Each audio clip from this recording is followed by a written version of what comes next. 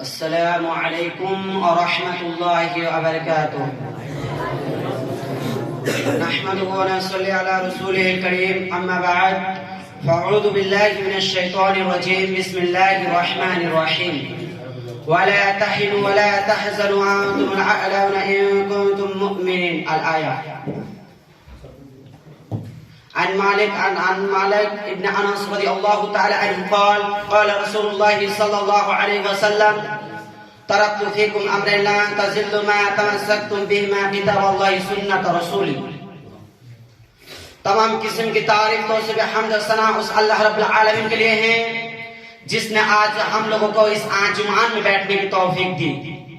آئیے ہم سب مل کر اس اللہ رب العالمین پر ایک چھوٹا سا لفظ پیش کرتے ہیں. سب کوئی بولے الحمدللہ. لاکھوں کروڑوں درود سلامتی ہو آخر نبی محمد صلی اللہ علیہ وسلم پر. آمین. اللہم صلی علیہ اللہم بارک علیہ. آپ حضرت کے سامنے جس موضوع کو لے کر کھڑا ہوا ہوں، اس موضوع کا نام ہے مسلمانوں کی موجودہ مشکلات اور ان کا حال. جب ہم دنیا کی طرف نظر ڈالتے ہیں تو پورے امت مسلمہ پریشان نظر آ رہا ہے. ہر طرف شور ہے، مسلمان تباہ کیے جا رہا ہے، کوئی ان کا پریشان حال نہیں. جس کو دیکھو وہ مسلمان کو مٹانے کے در پہ ہے. جس طرح نظر ڈالو مسلمان کو کمزور کرنے کی سازشی ہو رہی ہے. مسلمان جس نے کبھی دنیا کے اکثر حصے پر حکمرانی تھی، بڑے بڑے صاحبان اقتدار اور سلطنت کو تحویل کر کے رکھا تھا، آج وہی مسلمان محکومی کی زندگی گزار رہا ہے، دوسروں کے ساتھ پراستی میں جی رہا ہے. یہ کتنا افسوس اور حسرت کا مقام ہے. بزرگ دوستو، آخر ایسا کیوں ہوا؟ مسلمانوں کو یہ دن کیوں دیکھنا پڑا؟ کیا اسباب عوامل ہیں جنہوں نے مسلمان کے عروج کو زوال سے اور اقتدار کو محکومی سے اور عزت اور ناموری کو خواص سے بدل دیا؟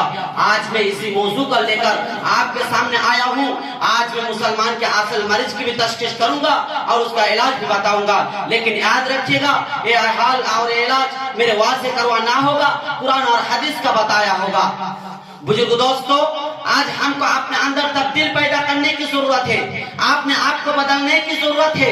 اتنا بدلنے کی ضرورت ہے کہ ہمارے ساتھ ساتھ ہمارے ماحول بدل جائے، ہمارے حالت بدل جائے، ایک نئی دنیا ہو، ایک نئی فضا ہو، ایک نئی آب و ہوا ہو. اللہ تعالیٰ قرآن کے اندر فرماتا ہے: ان اللہ لا یغیر بقوم حتی یغیروا ما بانفسہم. خدا نے آج تک اس قوم کی حالت کو نہیں بدلی، نہ ہو جس کو خیال آپ نے آپ کو حالت بدلنے کا. بزرگ دوستو،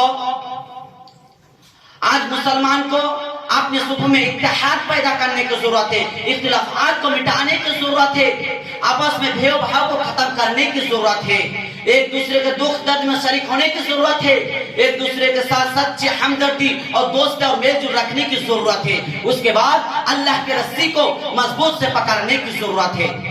اللہ تعالیٰ سورہ آل عمران کے اندر فرماتا ہے، وَاعْتَصِمُوا بِحَبْلِ اللَّهِ جَمِيعًا وَلَا تَفَرَّقُوا وَاذْكُرُوا نِعْمَةَ اللَّهِ. تم سب مل کر اللہ کی رسی کو مضبوط سے پکڑ لو، تم آپس میں متفرق نہ ہو جاؤ. تم اللہ کی اس نعمت کو یاد کرو کہ تم آپس میں دشمن تھے، اللہ نے تمہارے اندر محبت پیدا کر دی. اس نعمت کی وجہ سے تم نے ایک دوسرے سے بھائی بھائی بن گئے. بزرگ دوستو، عرب کے جس محل میں حضور پاک صلی اللہ علیہ وسلم تشریف لائے تھے، اس میں بھی اختلافات تھے. لوگ ایک دوسرے کے جانی دشمن تھے، خون کے پیاس تھے. معمولی باتوں پر خون کے ندیاں بہہ جاتی تھی. قبیلے کا خاندان کا دشمن تھا، لیکن جب انہوں نے جانی کہ دشمن کو اسلام کی دولت ملی تو آپس میں بھائی بھائی بن گئے. جیسے کہ سورہ آل عمران کے اندر، جیسے کہ اللہ تعالیٰ سورہ انفال کے اندر فرماتا ہے: وَعَلَّفَ بَيْنَ قُلُوبِهِمْ لَوْ أَنفَقْتَ مَا فِي الْأَرْضِ جَمِيعًا. ایسا کیوں ہوا؟ حضور پاک صلی اللہ علیہ وسلم کا ارشاد ہے: ترکت فیکم امرین لا تضلوا ما تمسکتم بہما کتاب اللہ سنت رسولی. تمہارے پاس دو کتاب چھوڑ کر جا رہا ہوں، ایک ہے اللہ کی کتاب اور دوسرے اس کی سنت. جب تک تم یہ دو کتاب کو مضبوط سے پکڑ لو گے، تھام لو گے، کوئی چیز تمہیں گمراہ نہیں کر سکتا. بزرگ دوستو، سب مل کر ایک ہو جاؤ تو بن سکتے ہیں خورشید مبین. سب مل کر ایک ہو جاؤ تو بن سکتے ہیں خورشید مبین. اور نہ ان بکھرے ہوئے تاروں سے کیا کام ہے. ہمیں یہ بھی دیکھنا ہے ہمارے اندر عمل کے کمزور تو نہیں آ گئے؟ کہیں ایسا تو نہیں ہے کہ ہمارے اسلاف جس طرح دین پر عمل کرتے تھے، دین کے خاطر اپنا تن من دھن لٹا دیتے تھے، ہم اسے چھوڑ دیا ہوں؟ مسلمان سوچو، کیا یہ حقیقت نہیں ہے؟ اللہ رب العالمین نے فرمایا کہ اگر تم دین کی مدد کرو گے تو ہم تمہارے مدد کریں گے۔ اللہ تعالیٰ قرآن کے اندر فرماتا ہے ان تنصروا اللہ ینصرکم ویثبت اقدامکم، اگر تم ہمارے دین کی مدد کرو گے تو ہم تمہارے مدد کریں گے۔ بزرگ دوستو، یہاں سے میرے موضوع ختم کرتا ہوں۔